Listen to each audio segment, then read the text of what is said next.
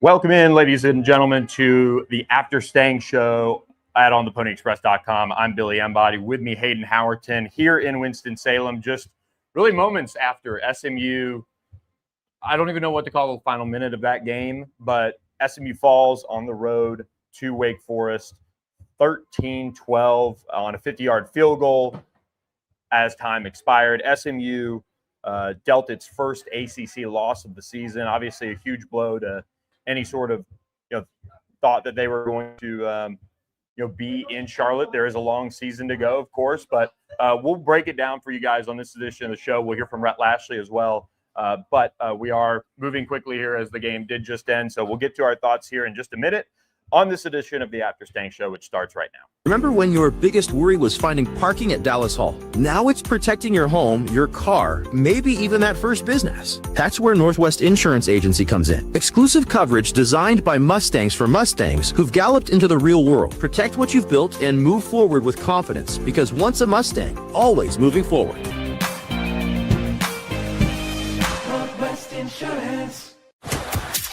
This is the On the Pony Express podcast, part of the On3 network. Check out all the SMU coverage you need at ontheponyexpress.com. Now, here's your host, Billy Embody. Billy Embody. 1, 2, 3, let me go.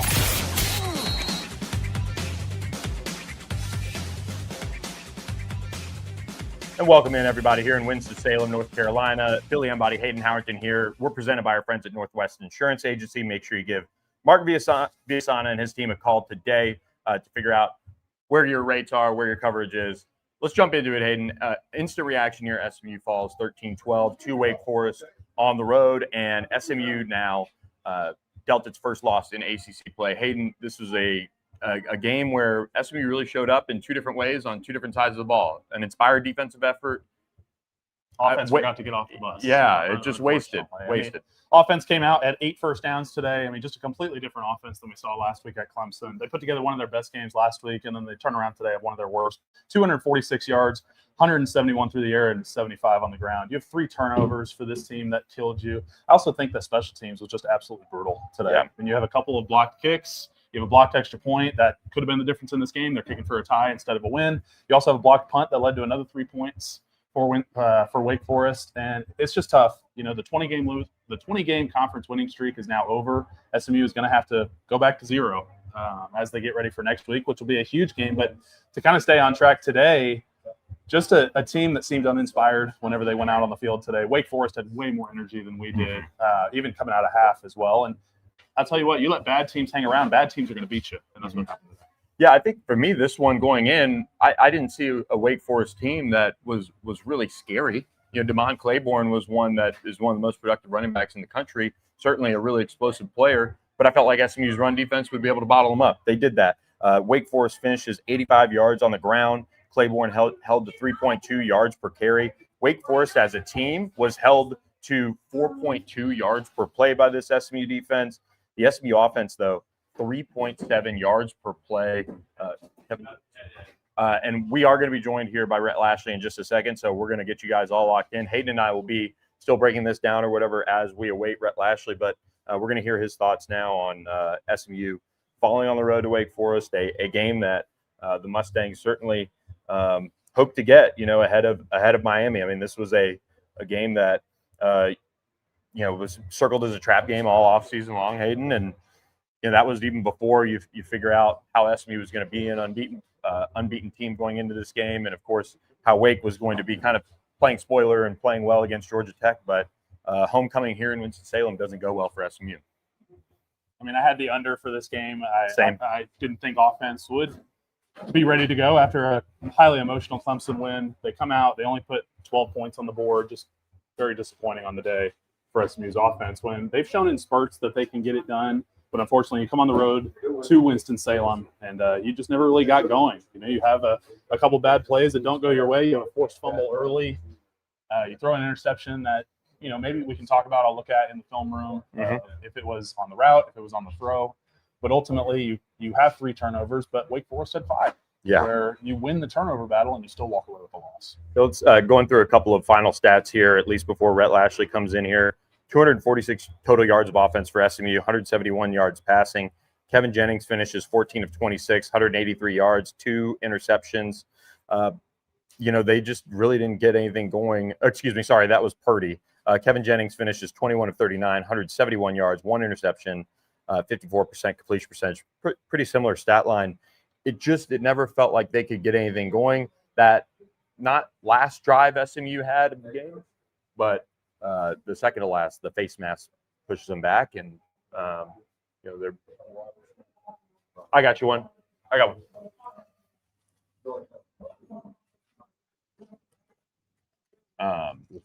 But the penalty pushes them back on the face mask by RJ Maryland, and they're unable to get things going. So waiting here for Rhett Lashley, and he'll be right in just a second. Do want to remind you guys we're presented by our friends at Thomas Auto Group. Head up 75 in McKinney. Visit any of your 4 Thomas Auto Group dealerships: Ford, Subaru, Volkswagen, and Mitsubishi. And here we go.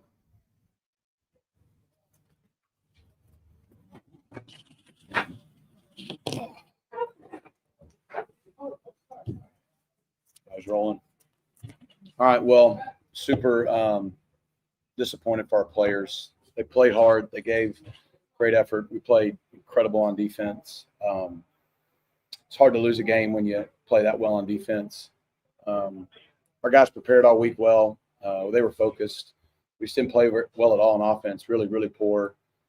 Didn't run the ball effectively again. And then when we got stuff going, we would either shoot ourselves in the foot with a turnover or penalty. And yeah, like I told him, man, I did a really poor job for him today. Yeah, it's just that simple. I hate it for him because I had to be better for him, and I wasn't. So, what is it about just the day offensively that stands out to you that you're taking that ownership that I need to be better? And things they did a good job. They had a good plan. And it wasn't like stuff we weren't expecting or prepared for, but they executed it a lot better than we executed ours. We were really bad on early downs. We never got going in drives. We were bad on P&10. We felt like we were in 2nd and 10 every drive. Then we were in 3rd and long. And they did change up some stuff on 3rd down, but they were a good defense coming in. They did a really nice job of not letting us get out on the edges and keeping us from being explosive, and we weren't able to grind it out. And then even when we got opportunities, with short fields, we really weren't able to take advantage of it. So I'd say that, and I just wasn't able to find the right buttons to push to get us over the hump. That's forcing 5 turnovers, the 2 fumbles in the red zone. I mean, what can you say about just their performance and how they've grown? Incredible effort, winning football. We didn't have Cam today, and those guys stepped up. Right before the play, they went out and actually got the 3rd down and then fumbled the next play. But the way Kilgore was leading them and talking on the sidelines, they just kept playing, man. We did not deserve to win as a team, but our guys played hard, and our defense deserved to win.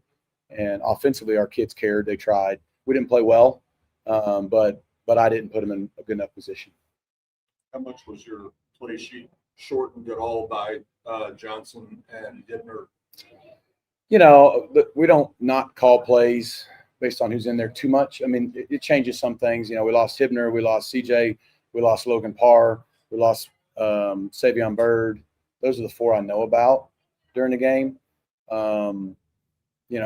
We were beat up, but that's not an excuse. Those guys got to be ready, and it's no different than a backup quarterback. Backup at every position's got to pop in, and knowing what to do is one thing. Executing it in a game is different. But without looking at film, I don't know how much that was or wasn't the issue. Like I said, they did a really good job of suffocating us all day, and we weren't able to grind it out the way we needed to. Special teams gave up a couple of blocks, maybe a couple of 4 punts. Can we talk a little bit about just kind of what happened today? Yeah, it ended up in an ugly game, probably being the difference. We shanked the punt early, gave them 3 points. We shanked another one and somehow got out of it. I don't remember how. The difference is the game, we had an extra point blocked. And so, we settled down and punted better after those first couple. Even forced a turnover on one, I think. But yeah, I mean, we missed one field goal. We got an extra point block. We either shanked or got one partially blocked. We've been pretty good there, and we weren't. So, like I said, we didn't deserve to win as a team. We did the things that get you beat on, particularly on special teams and on offense. You've talked so much about finishing this season, and I know the game is very different than the Clemson game, but kind of a similar end, one play, a long field goal. I mean, what's kind of the message to prevent that in the future? A lot of these games come down to the end. That's what's going to happen. Obviously, we got the huge turnover, and I know you have to run it. You can't risk throwing an incompletion there. We did everything other than get a first down right to 12 seconds, and the one poor play we probably had the entire day, and credit the kid. He got it through, and we gave him a chance to do that. But, yeah, there's not much to say, guys. They beat us. They earned it. They beat us. I didn't do a very good job, so it's my fault. And that's not coach speak. Why do you say it's your fault? Because I'm the head coach. It's my job to have them ready. It's my job to fix issues in the game. It's my job to put guys in position to be successful. It's my job when things aren't going well to get our guys to pull out of it. The one thing they did, they kept playing, they kept fighting. So, but that's the kind of kids we have. But at the end of the day, if we win, great. If we don't, it's my fault. I mean, I'm the head coach, and I've got to find ways for us to win. And I call the plays on offense. So, Longest win streak active in the country comes to an end today. How do you reset, get ready for the upcoming conference schedule? Yeah, I mean, this team had a 3-game streak going on. Everybody talked about the streak. 20 was incredible. Not worried about that right now. I'm worried about the fact that our locker room is hurt, and we had a lot of momentum. It's going to be a real challenge. Probably the biggest challenge we've faced at this level now, because we lost our first regular season conference game, because this was our 4th straight game. Last year, the only time we had 4 straight was the Clemson game at the end, because we know it was a triple bye year. And we still got 2 more games before we get an off week, and we're beat up. We didn't have Cam. We didn't have Smoke again on defense. We lost a ton of guys on offense. Who knows who will be available next week? Obviously, we got an incredible opponent coming to town, and then we got a road game all the way back to the Northeast Coast after that. And so the toll of a season, it's just kind of what we always said, is you go into this level, the depth, the wear and tear, the week in, week out's what's different. So how are we able to respond? It's a little easier when you win, because you got the momentum of that. It was going to be hard either way physically. So, and then for our kids, they prepared well this week, and they were ready to play. They weren't not ready to play. They put everything they had into it, their heart into it, and didn't get what they wanted. And so now, everybody, it's part of our game. You got to respond to wins and losses. But how we respond with 2 tough games left before we even get a breather will be a big moment for us, because it's going to be a big challenge. I'm pretty confident in the players we have and the staff we have that will respond well.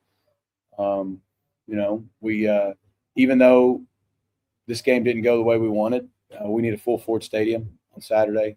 We really do. Our fans can give our team a lift. Our fans, and I know they'll be there, but we need that, because the challenge is great for the next couple of weeks, and then we'll get a chance to offset, and we got 2 more after that. So we're halfway through the conference season at 3-1. There's a lot to play for, even though right now, the way the game went today, it obviously it's hard to take right now.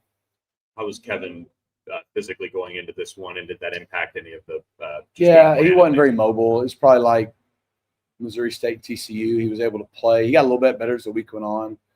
And then you saw the sack fumble, was the play this game that it got re-aggravated. But, yeah, so physically he wasn't able to move, but he was able to play. Obviously, we didn't play very well. All right. Thanks, everybody. Thank you.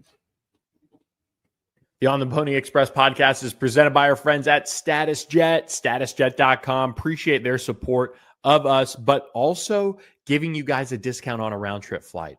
When you reach out to them and you mention code PonyUpACC or On the Pony Express, they'll give you that discount, whether it be a family vacation of a lifetime, teaming up with a bunch of families to go somewhere, or taking clients and work colleagues on a work trip.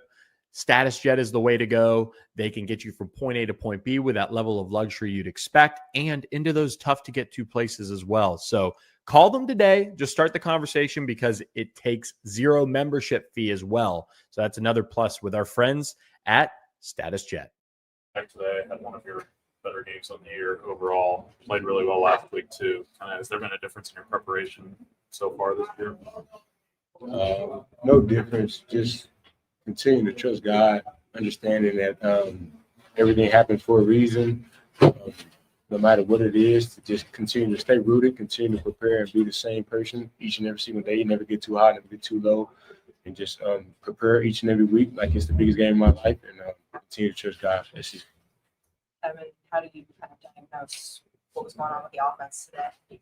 Yeah, we got to preach it all week that, offense have defensive back and defense have offensive back, and it's a thing that we didn't do today. We tried to get it rolling, we played a very good defense, and, they outplayed us. They made more plays than we made, and we just couldn't execute at a high level. Showed up there. What was Wake doing that kind of just had the offense stymied out of sorts? Yeah, it was nothing special. I mean, it's everything we saw on film, everything we were prepared for. And, things happen, and something we got in a slump, and we just couldn't get out of it. And, You guys were both there in the ACC championship game last year when kind of a similar end, a big play, a field goal. I mean, you lived it, and to kind of live it again, what's just the emotions of seeing that happen again? It just hurt because I know I'm going to say this and people are going to say, oh, it doesn't matter, but we had a great week of preparation and practice all week. You know what I'm saying? Like, I know both sides of the ball feel like we prepared. We were calling things out, just doing the right stuff all week in practice, this entire week. We had a great week of preparation. So just to come out and not get a win, it hurts. We know winning is hard. It doesn't matter who you play. Like we understood, everyone was saying, we know it's gonna be every week is gonna be hard. Like every win is hard to win. So it hurts because we know we play hard, but it hurts not to win. Say the defense has kind of been a progression this year, just with all the changes and new guys. You guys were down, pretty thin on the defensive line going into this one. Had some guys banged up. What does it say about the performance that you guys were able to, kind of hold them to 13 points and do what you guys did? Just everybody trying to be our brother's keeper. You know what I'm saying? Throughout the team, both sides, offense, defense, one team together. One guy, down, we pick him up, but the next guy up, you got to come in and be your brother's keeper. I'm gonna do my job, you do your job. That way, I can count on you, you can count on me, and that's been our mindset. Just let everybody be able to know, like, you can count on me to be where I'm supposed to be and to help you out. You have some of the pass play, some of the throws that were out there, some of the back shoulder things, lower percentage throws. What were you seeing on some of those, in the game? Yeah, just trying to give our receivers chances to make plays. I didn't execute at a high level. I mean, the passes wasn't pinpoint, wasn't on them, and I got to do a better job at that and just connecting with them and being able to put the ball in their body and not, giving them a hard time to make plays. So it's all on me. When the schedule comes out, a game like this, sandwich between Clemson and Miami, everybody talks all offseason, trap game. Was that something that you guys addressed this week? Yeah, we kind of handled that all week, each and every meeting, all of that stuff. Because last year would tell us, don't bite the cheese and all that. And we'll motivate each other to not bite that cheese. But, I wouldn't say we bit the cheese. I mean, they played a good game. We didn't play our best level. Like I said, winning is hard. You know what I'm saying? So, like all week, we knew, like we were aware that, they were a good football team more than a lot of people were giving them credit for. So we knew this game was going to be hard. And a good week of preparation. We got to come out and execute better. You know what I'm saying? We got to pick each other up. We got to help each other. We got to be better. So nice. Isaiah, on the fumble that gave you guys the ball back with a couple minutes left, it looked like almost nobody on the defense reacted, and some even looked a little surprised when the official pointed in SMU's direction. When they were under a review, were you confident that it was coming your way? I was. I just, I believe, you know what I'm saying? We prepared. I feel like, so we deserve that moment. And Kyle made a heck of a play to get them to even, be in that situation, ripping it out at the last second. So it was crazy, but he made a heck of a play, man. Super proud of him. Anything else? All right, guys. Thanks, guys. Thanks, guys.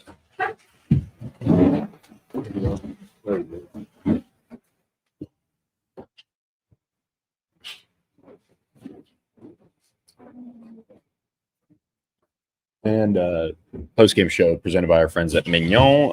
While SMU did not get the win today, so you won't be getting your free dessert on Sunday, we do encourage you guys to go have a nice bottle of wine at Mignon in Plano and drink this one away on Sunday for brunch and dinner. Open Table is your spot to go for reservations. Former SMU offensive lineman Nick Nator and his family have been putting together incredible meals for many, many years down there in Plano. So we will be coming to you guys later this week with more thoughts and reaction. But for Hayden Howerton, I'm Billy Embody. That'll do it for this edition of the After Stangs Show. Thanks for listening, and we'll catch you guys next time. Thanks for listening to the On the Pony Express podcast with Billy Embody. Follow us on your socials on X at SMU3 and on Instagram at On3SMU. And keep it locked to OnThePonyExpress.com for more coverage.